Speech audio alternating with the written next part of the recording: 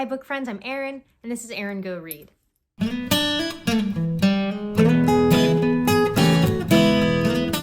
This is a tag video today. This is the vacation book tag, an original tag by Steve Donoghue, and I was tagged by the lovely Doris at Aldi Books. So thank you, Doris, for the tag. I appreciate it.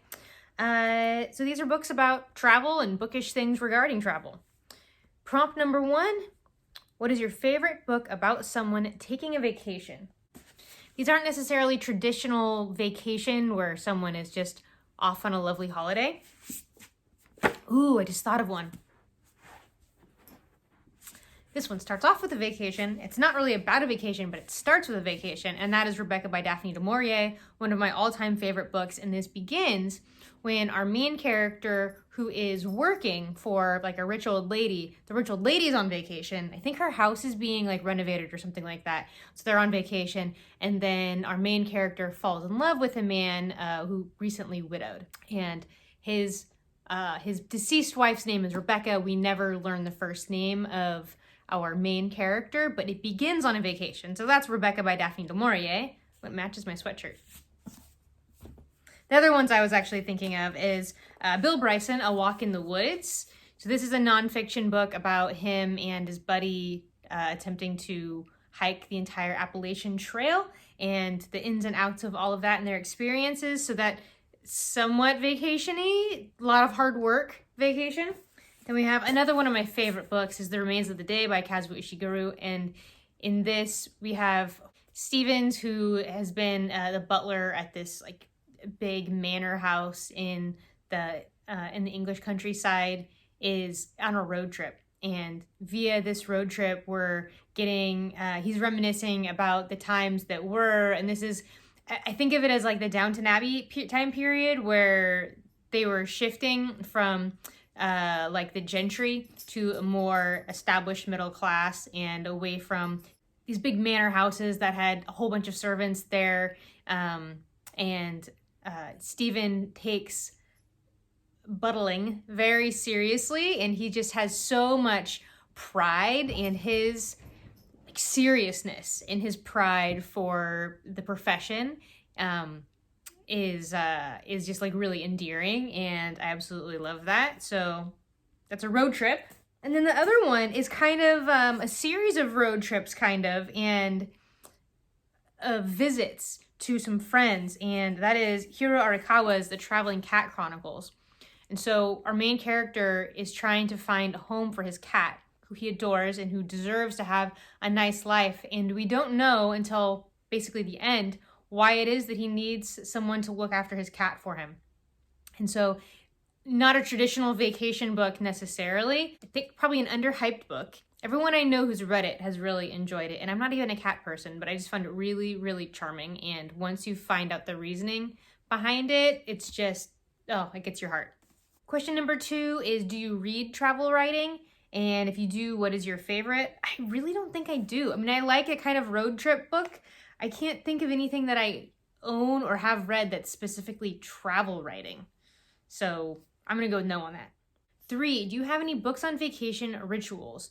I love to go visit a bookstore, particularly an independent bookstore, whenever I'm traveling. Back in October when I went to DC to run the Marine Corps Marathon, we took a taxi boat up to Alexandria, Virginia, and I got to go to a bookshop there. I love getting like totes from places, from independent bookstores when I travel. So I live about 100 miles from San Francisco, and across the bay is Oakland. And so there's way more independent bookstores there than we have here. I mean, we basically have none, and they have tons. So I'll like to get at least like a tote bag to support the local independent bookstores, and I can't say no to a tote. So yeah, I would say that would be my vacation or travel book rituals. Number 4 is, what is your favorite book that you bought on vacation? And that would be that same trip I was talking about, that bookstore in Alexandria, Virginia. I bought Hollow Kingdom by Kira Jane Buxton. So Hollow Kingdom is basically a zombie apocalypse takes over, and we follow a hilarious crow, ST, and his sidekick, Dennis the dog, as they try to save humanity. Need I say more? Question 5, have you ever light-fingered a book while on vacation? Not on vacation, but when I was probably between 10 and 12 or so, I stole a Fraggle Rock book from the dentist's office. So I think my mom must have been getting her teeth cleaned and I was already done, I guess, in the lobby. And I stole a Fraggle Rock book. I think I like tucked it inside my sweatshirt or my pants or whatever it was and stole a Fraggle Rock book. I'm ashamed. Sorry, Dr. Beale. Question number 6. Some of your favorite books or series set in exotic locales. The first book that came to mind was The Poisonwood Bible by Barbara Kingsolver. This takes place in the Congo. And we have a white Baptist family who goes to the Congo to evangelize the people there. And the father, who is the pastor, just has absolutely no regard for culture and the differences in other people. And his wife and his daughters are with him, and they're a bit more sensitive to it. But the landscape and the people are very much a part of the story, which I really enjoyed. And also this is the amazing cover. Another book, not so exotic in that it takes place in the United States, but it's exotic in that it's quite remote and it's very different from how I live. And that is The Snow Child by Eowyn Ivey. This takes place in Alaska in 1920, or in the 1920s. And I just love the simplicity of this cover art, and it really kind of does justice to the story. And I believe it's actually a kind of a retelling or a take on an old Russian fairy tale. And it's a bit mystical, magical. Maybe you're kind of always questioning, is this magical? Is this real? And this couple moves from, I don't remember where, somewhere in the contiguous United States. They can't have children, and they move off. The wife just can't be around other families, other happy families with children, and so they move off into the wilderness, in Alaska, and they build a snowman, a snow child.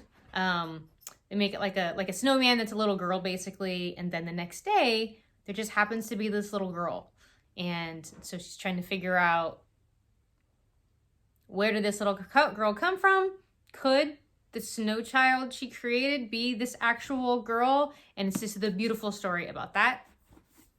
And then a book I just finished for round 1 of the BookTube Prize is Tortoise by Carolina de Robertis, and this takes place in Uruguay. And as you can see by the cover there, the scenery is very much a part of it, and particularly the juxtaposition between the city life versus this peninsula, this area that they go to as kind of their refuge. Question number 7, do you think the coronavirus will kill us all?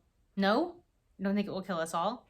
I think it'll be interesting to see how things have changed afterwards based on kind of the quick turnaround and the things that we've had to do to accommodate work and school. It'll just be interesting to see how much that changes things once life gets back to normal. Question 8, what was the last book you read on vacation?